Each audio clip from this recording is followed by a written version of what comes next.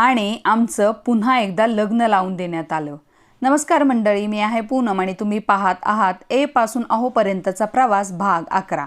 माझ्या घरी सांगितलं, त्याच्या घरी सांगितलं, पण त्याच्या आधीचा जो 8 महिन्याचा काळ होता, म्हणजे कोर्ट मॅरेज झाल्यापासून घरी सांगण्यापर्यंतचा काळ, तो खूप अवघड परिस्थितीत गेला।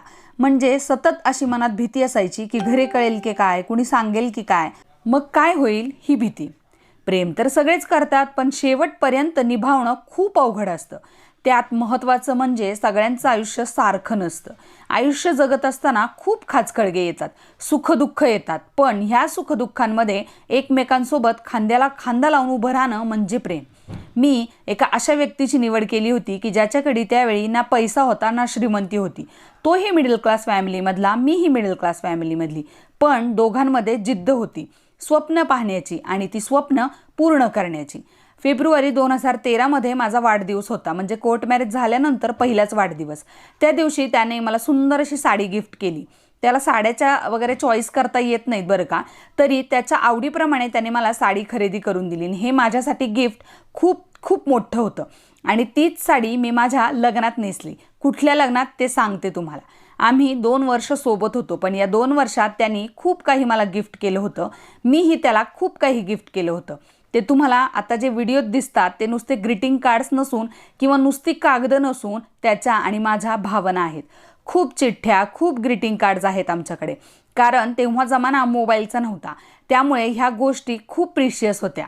आणि या गोष्टीला आता 14-15 वर्ष होत आहेत, तरीसुद्धा या गोष्टी आम्ही जपून ठेवलेल्या आहेत। तुम्ही लग्न अरेंज करता किंवा लव्ह करता याला महत्त्व नाही आहे, तर तुम्ही कुठल्या जोडीदारासोबत तुमचं आयुष्य सुखाने घालवू शकता अशा व्यक्तीची तुम्ही निवड करता, हे महत्त्वाचं। मी असं म्हणणार नाही की लव्ह मॅरेज सक्सेस होतात किंवा अरेंज मॅरेजच सक्सेस होतात। जोडीदार जर योग्य असेल ना, तर लव्ह काय किंवा अरेंज काय। आणि खरं सांगू, कुणीच कुणासोबत आयुष्यभरासाठी नसतं, फक्त आपला पार्टनर आपल्यासोबत आयुष्याच्या शेवटापर्यंत असतो।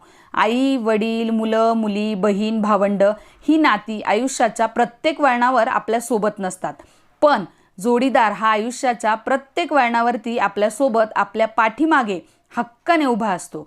त्यामुळे तो निवडताना विचार करून निवडा। आम्हीही प्रयत्न केला घरी सांगण्याचा, पण ही गोष्ट ऑब्वियस होती त्यावेळेस, कारण इंटरकास्ट लग्न असल्यामुळे कुणी याला मान्यता देणार नव्हतं। त्यामुळे पुढे काय करायचं होतं ते आम्हालाच करायचं होतं। त्याच्या घरीही आम्ही सांगितलं आणि तेवढाच तमाशा झाला। आणि कसं आमचं लग्न झालं ते सांगते नेक्स्ट पार्टमध्ये।